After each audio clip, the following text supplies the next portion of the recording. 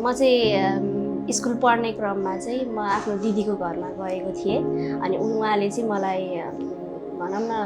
म चाहिँ तिमीलाई फिल्म हेराउनु लिएर जान्छु भनेर चाहिँ मलाई त्यसरी भनेर अनि मलाई चाहिँ एकदम धेरै खुसी उहाँले त्यति भन्दाखेरि चाहिँ म एकदम धेरै खुसी भएको थिएँ कि अनि उहाँ दिदीले चाहिँ मलाई भनौँ न के अरे फिल्महरू हेर्नु चाहिँ हल नलगिकन चाहिँ उसले चाहिँ आफ्नो मामाको घरमा चाहिँ मलाई लिएर जानुभयो र त्यहाँनिर चाहिँ हामी चाहिँ 7 बजेको एक दिन 7 बजेको राति चाहिँ बेलुका चाहिँ हामी बोर्डर क्रस गऱ्यौँ अनि त्यति बेलाको समयमा चाहिँ भनौँ न मलाई चाहिँ इन्डिया लिएर जाँदै हुनुहुन्छ भनेर भन्दै गर्दाखेरि चाहिँ अब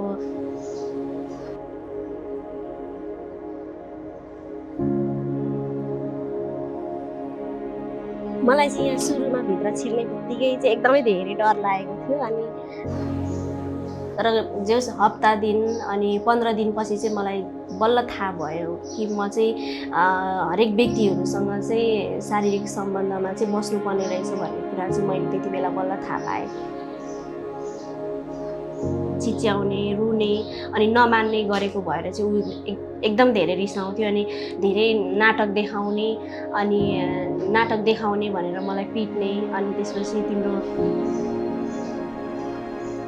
मलाई चाहिँ कन्ट्याक्टमा पठाउनुहुन्थ्यो ठाउँमा अनि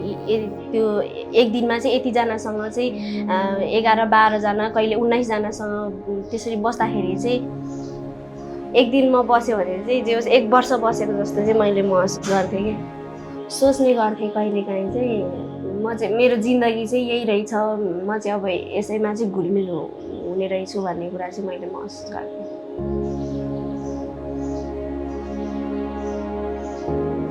एक दिन चाहिँ मलाई त्यहाँ बस्दै गर्दाखेरि चाहिँ एउटा कस्टमरले मलाई फोन गर्यो अनि र त्यसपछि चाहिँ भनौँ न मलाई अरू कन्ट्याक्टमा पठाउने मान्छेलाई चाहिँ त्यो म कस्टमरसँग गएको हो भनेर चाहिँ थाहा थिएन। भोलिपल्ट फेरि अनि उसले चाहिँ तिमी कहाँ हो तिमी चाहिँ यसरी काममा जानुपर्ने भयो भनेर चाहिँ उसले मलाई फोन गरेको भएर चाहिँ म त्यहाँबाट चाहिँ म आउँदिनँ भनेर उल्टै मैले उसलाई झन् भएर चाहिँ म त्यसरी भागेको हो त्यहाँबाट।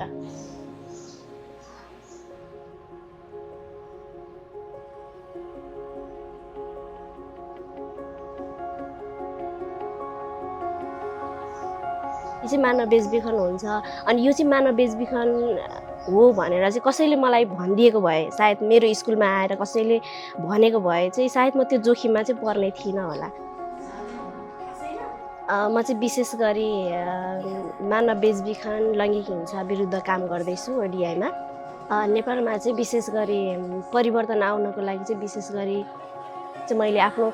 कथासहित अनि मानव बेचबिखनको बारेमा अनि हिंसाको बारेमा चाहिँ हरेक स्कुलहरूमा गएर चाहिँ आफ्नो बारेमा अनि बेचबिखनको बारेमा चाहिँ बताउने गरेको छु। अनि